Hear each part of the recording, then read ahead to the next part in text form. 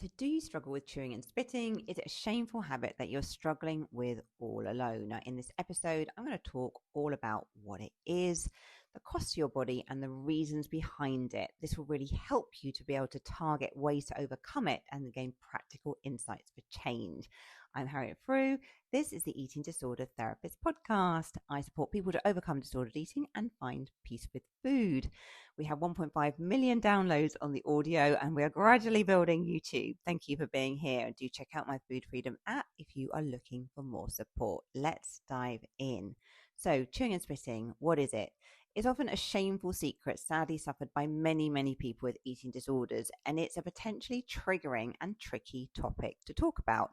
But it's a subject that needs a conversation and definitely raised awareness, and it's often overlooked in regular eating disorder assessments.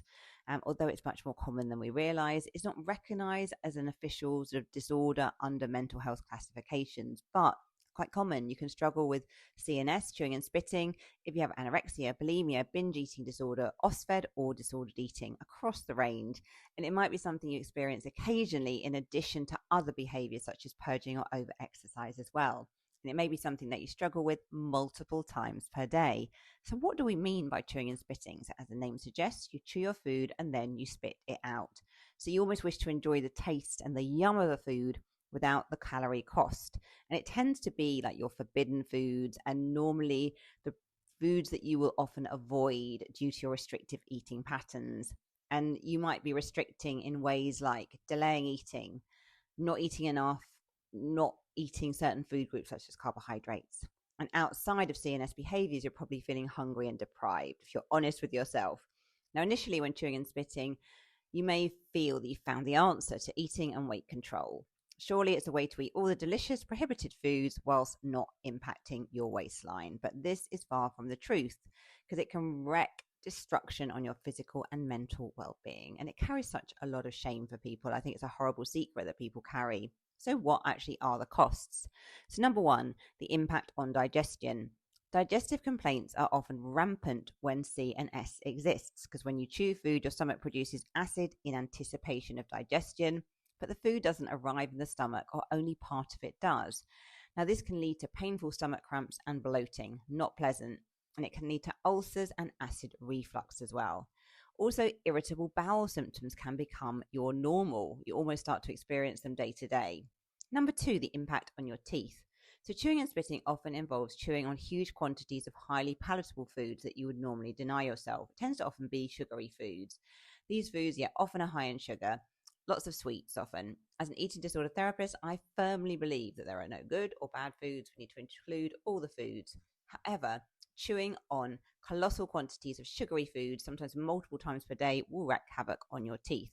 And this can lead to dental caries and gum disease. Number three, weight gain. Now, CNS does sometimes appear to be a magic weight loss tool, but some food is actually swallowed and absorbed despite best efforts to the contrary. And research also suggests that you may overeat later in the day following a CNS episode, as your body is out of sync with hunger and fullness cues. It's all sort of discombobulated. So your body becomes confused and hungry, so you often end up eating more. Number four, it's got a very addictive feel. Chewing tasty food can deliver an opioid hit to the brain, bringing an amplified feeling of reward. So it feels addictive and compelling. And particularly if you're restricting, this is a very amplified response. Quickly, though, it can become a destructive habit that feels so challenging to stop. It's infiltrating into the precious moments throughout your day. And number five, isolation and shame. If you're not convinced by the injurious physical impacts of CNS on the body, the emotional impact is definitely profound. Now, it's very challenging to talk openly about this behavior, and you may experience intense embarrassment, shame, and loneliness in dealing with it. It's very isolating. It taints your daily life as a secret and isolating obsession. So let's talk about how to stop chewing and spitting.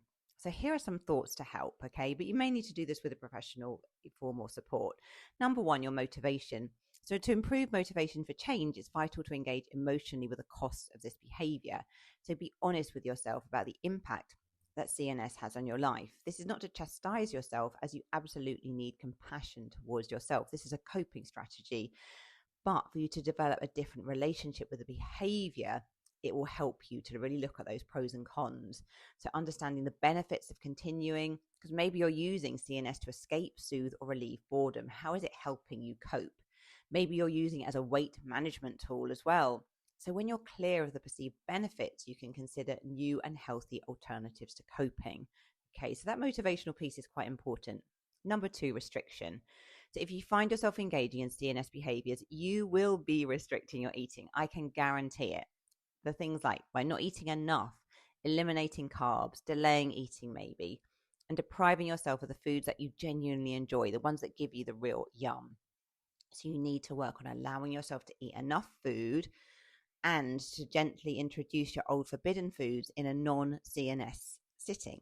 So this might involve eating with a friend or a cafe. You may need to plan a distraction activity afterwards when anxiety is running high. It will feel very scary at first. Number 3, mindfulness. So CNS can be experienced as a numbing frenzy where food is not tasted or savored. Sitting down at a table, eating slowly, and allowing yourself to appreciate and engage with a non-CNS eating experience can be valuable. So you wanted to kind of connect with your body. Number 4, emotions. Unexpressed feelings will be bubbling under CNS, although you may not realize this. They could be buried deep. And it can be used, as with other compulsions, to release pressure and let off emotional steam. So reconnecting with your emotions and practicing deeper self-awareness will really help with this. And other healthier coping strategies can then be put in place, rather than using CNS. And number 5, perfectionism. Interestingly, my experience to date shows that people struggling with CNS tend to lean towards clinical perfectionism. The pressure to be perfect and achieve is compelling, and it leaves a wide chasm between the self shown to the world and the authentic inner person. So CNS seems to be a relief vent against this relentless perfectionism, and also an unconscious outcry against the pressures associated with this. It's like a kind of release vent from a volcano. So again, practicing self-compassion and reducing the inner critical voice can significantly help. Logging episodes and identifying triggers can also be valuable to really increase that awareness.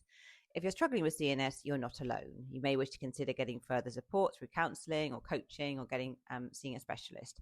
What do you think? What's helped you to overcome chewing and spitting? Do let me know in the comments. Let's reduce the shame and talk about it more openly.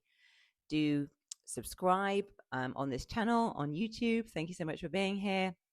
Do follow, rate, and review if you are listening to the audio. Thank you so much for listening and watching the Eating Disorder Therapist podcast. I look forward to sharing another episode with you soon. And do check out my Food Freedom app if you're looking for more support. Thanks for listening and watching. Bye for now.